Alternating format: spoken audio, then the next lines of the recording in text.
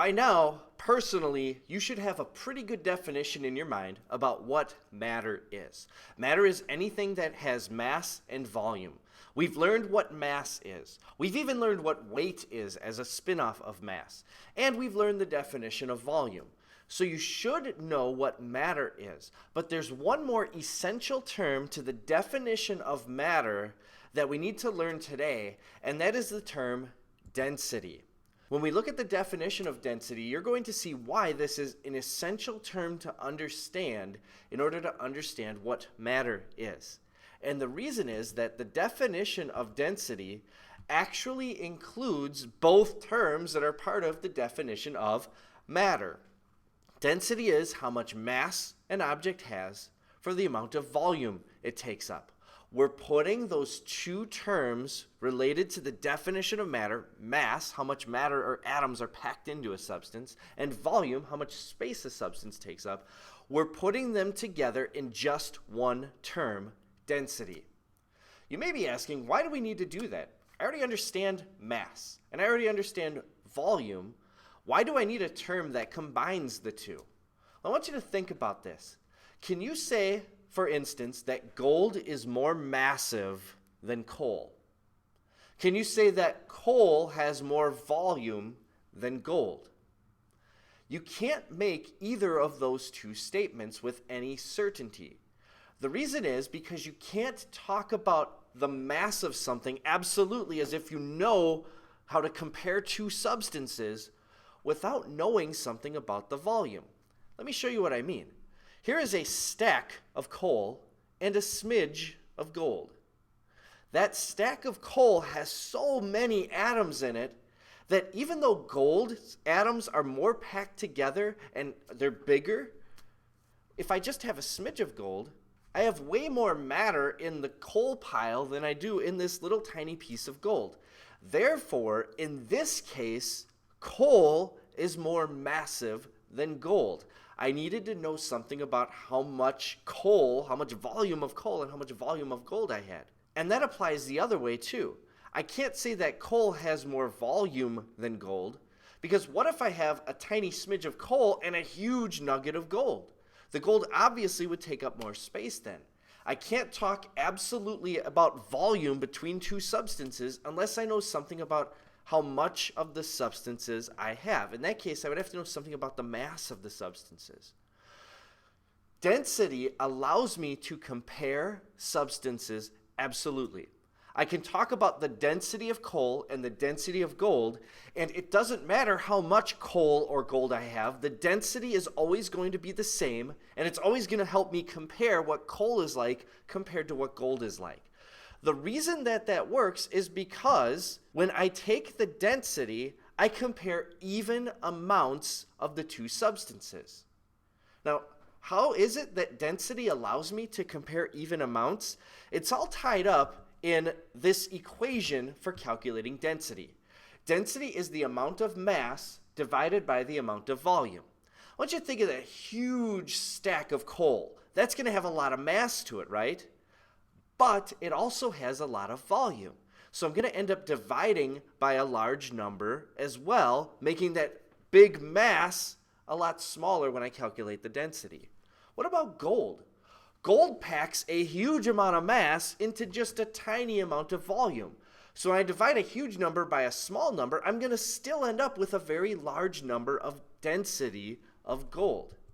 We usually measure density in one of two units: grams per centimeter cubed or grams per milliliter.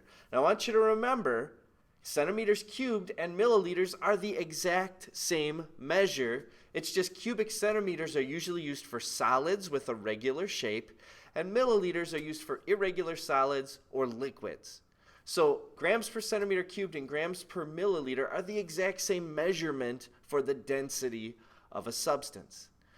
We also could use larger values like kilograms per centimeter cubed or kilograms per milliliter. I could even do kilograms per liter if I wanted to. You'll see some of those used to measure density sometimes, but these are the scientific units for measuring density, good for measuring most substances in the real world.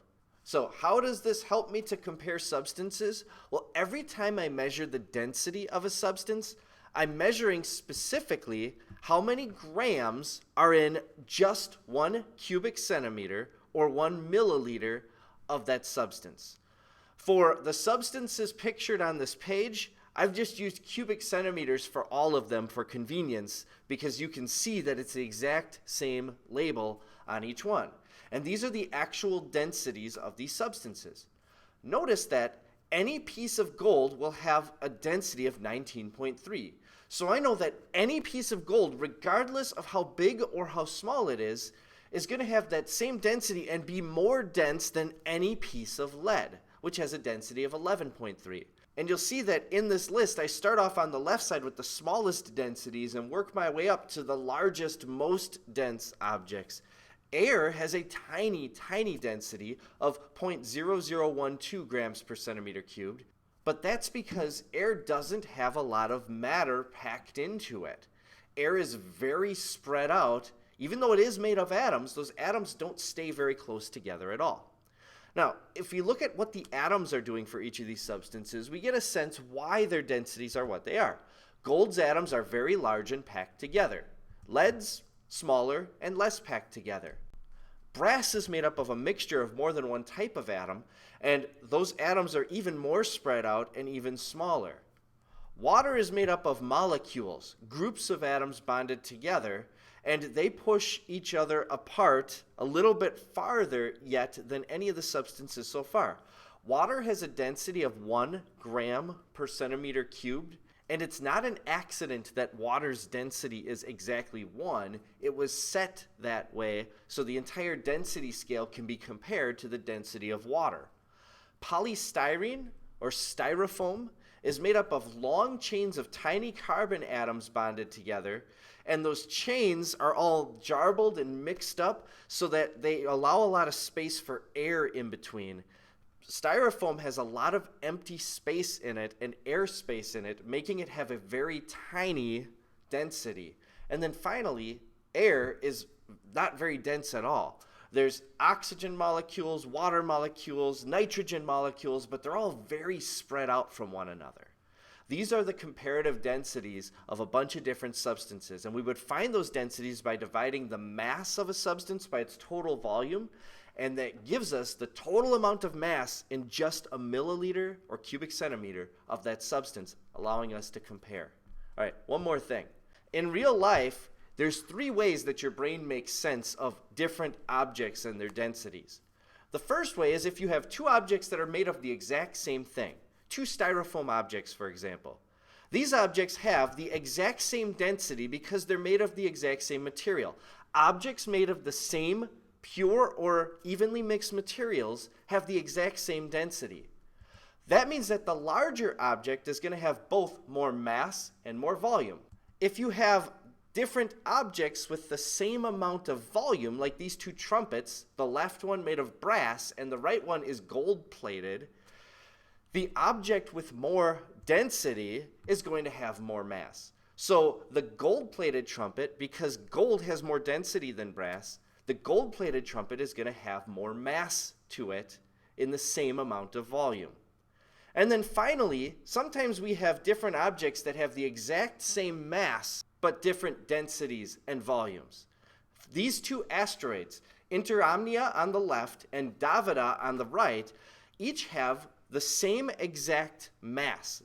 If you could bring them down to Earth and put them on a scale on Earth's gravity, they would weigh the exact same amount. They have the same amount of matter packed in, but they're made out of different things and they have different densities.